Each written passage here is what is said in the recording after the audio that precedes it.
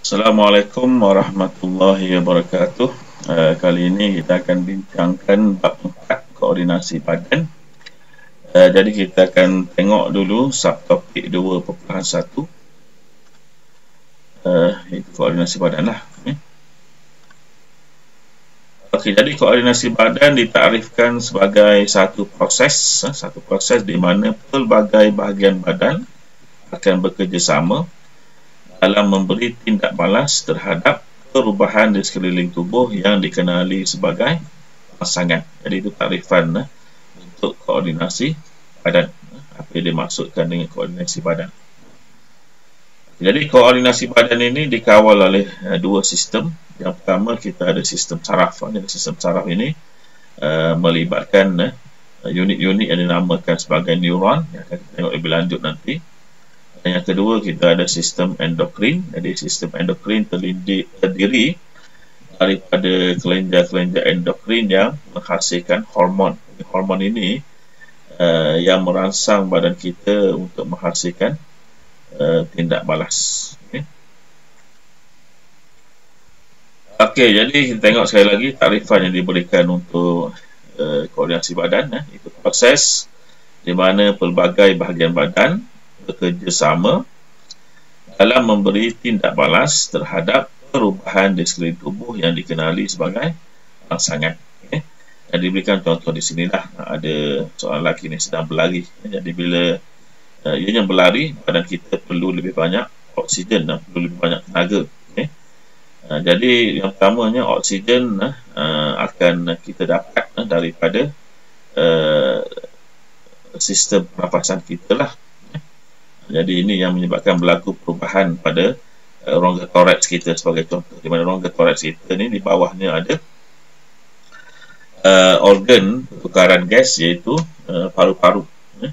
Jadi bila kita perlu lebih banyak oksigen, maka paru-paru ini akan mempertingkatkan pertukaran gas, oksigen dan juga karbon dioksida lah pada paru-paru tersebut. Jadi ini merupakan satu tindak balas kepada keperluan oksigen pada kita. Yang kedua ditunjukkan di sini, kita ada jantung. Jantung kita ini merupakan unit paling penting dalam sistem peredaran darah. Yang rasionalnya, bila kita melakukan aktiviti yang lasak, maka kita perlukan lebih banyak oksigen, oksigen, dan juga kita perlukan lebih banyak tenaga. Jadi bila kita perlukan itu, kita perlukan oksigen, oksigen ni O2, dan juga kita perlu banyak tenaga ni, maka jantung akan dipam dengan lebih cepat, ataupun kadar degupan jantung ini akan bertambah untuk mengepam lebih banyak darah. Darah ini akan membawa lebih banyak oksigen, lebih banyak tenaga. Jadi ini juga merupakan tindak balas yang dilakukan oleh sistem badan kita lah, untuk membekalkan keperluan badan hasil daripada rangsangan, iaitu aktiviti yang lasak.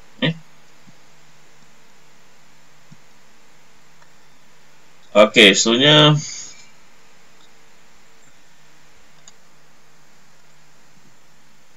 okey, koordinasi bahasan sekali lagi tunjukkan sini dikawal oleh sistem saraf. Jadi ini ditunjukkan kepada kita apa yang ada dalam sistem saraf.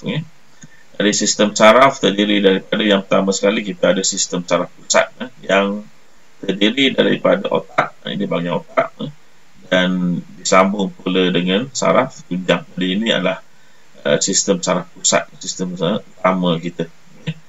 Kemudian ada satu lagi sistem pelengkapnya dinamakan sebagai sistem saraf periferi. Jadi periferi ini adalah sistem saraf yang keluar daripada saraf tunjang ke seluruh bahagian badan kita. Jadi maksudnya seluruh badan kita ini boleh mengesan sama ada rangsangan luar ataupun rangsangan dalam. Dan kalau kamu lihat di sini, sistem saraf periferi ini semuanya akan masuk ke dalam saraf tunjang. Maksudnya akan bersambung dengan saraf tunjang dan akan dihantar maklumat mengenai rangsangan itu kepada otak untuk mentafsirkan apakah bentuk tindak balas yang perlu dilakukan disebabkan oleh sistem badan kita. Okey, yang kedua, kita ada sistem endokrin. Jadi, sebagaimana saya sebut tadi, sistem endokrin ini adalah terdiri daripada kelenjar-kelenjar yang ada pada bahagian badan kita ni. Contohnya ini, ini merupakan di bawah otak kita ini merupakan kelenjar pituitari contohnya, di mana kelenjar-kelenjar ini akan menghasilkan satu bahan kimia yang bernama hormon, dan hormon ini yang akan merangsang badan kita untuk bertindak balas kepada keperluan tertentulah. Kita akan bincangkan dengan lebih lanjut nanti. Okey, seterusnya kita tengok kepentingan koordinasi badan ini. Yang pertama, ianya membenarkan badan menyesuaikan diri dengan perubahan sekitar. Jadi kita tahu perubahan alam sekitar kita ataupun persekitaran kita sentiasa berubah. Jadi untuk hidup lebih selesa ataupun untuk kemandirian kita, maka badan kita akan berkoordinasi untuk sesuaikan badan kita. Contohnya kita ambil manusia saja. Manusia boleh tinggal di mana-mana. Ada yang tinggal di tempat yang panas, contohnya di negara Arab. Ada yang tinggal di tempat apa lagi, sejuk, sangat sejuk, di kutub utara contohnya. Maka untuk bermandiri di tempat itu, badan manusia mestilah boleh berkoordinasi untuk menyesuaikan dirinya. Okey, kemudian kepentingannya mengelakkan dan melindungi tubuh badan daripada kecederaan. Jadi rangsangan yang dikesan oleh sistem kita akan merangsang tidak balas daripada badan kita sendiri untuk mengelakkan berlakunya kecederaan. Dan yang ketiga, menyelaras aktiviti badan bagi membolehkannya bertindak balas dengan perubahan sekitar. Kita tengok untuk rangsangan ditafsirkan sebagai perubahan pada persekitaran dalam ataupun luar. Bila maksudnya dalam badan kita, luar daripada badan kita lah. Contoh yang diberikan di sini perubahan haba. Mungkin perubahan haba biasanya berlaku disebabkan oleh persekitaran. Kemudian kita ada perubahan tekanan. Contohnya bila kamu menaiki kenderaan daripada Temerloh nak pergi Kuala Lumpur, kamu melalui Karak, di mana akan berlaku perubahan tekanan. Di mana akan berlaku perubahan tekanan bila kita berada pada ketinggian yang berbeza. Jadi badan kita akan melakukan tindak balas untuk bertindak balas terhadap rangsangan tekanan tersebut. Kemudian sentuhan pun sama.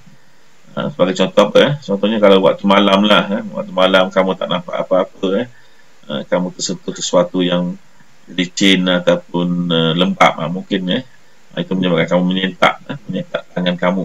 Sebab mungkin ditafsirkan oleh otak kita itu mungkin ada haiwan-haiwan yang haiwan yang bahaya, contohnya ular. Bunyi pun sama, cahaya pun sama. Ini contoh untuk orang rangsangan. Okey, tindak balas pula merupakan proses yang mencetuskan tindakan. Jadi diberikan sini contoh, rangsangan akan diterima oleh sistem koordinasi badan kita. Kemudian koordinasi badan kita akan melakukan tindak balas. Contoh diberikan tangan tersentuh streka panas. Jadi pada bawah kulit kita ada reseptor yang boleh mengesan haba pada kulit kita. Jadi bila dikesan haba yang tinggi, maka reseptor yang menerima rangsangan tadi akan menghasilkan isyarat. Isyarat tersebut dalam sistem saraf dinamakan sebagai impulse.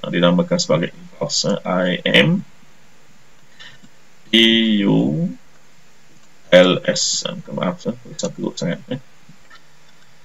Okey, dan ini akan diterima oleh pusat koordinasi. Contohnya otak kita lah yang akan mentafsirkan apa yang perlu dilakukan. Dan otak akan arahkan tangan menjauhi streka dengan segera. Itu sebagai contoh. Kita akan yang berlaku. Jadi kepentingan dia mengelakkan tangan daripada tercedera. Jadi kita berhenti di sini dulu untuk topik yang pertama. Assalamualaikum warahmatullahi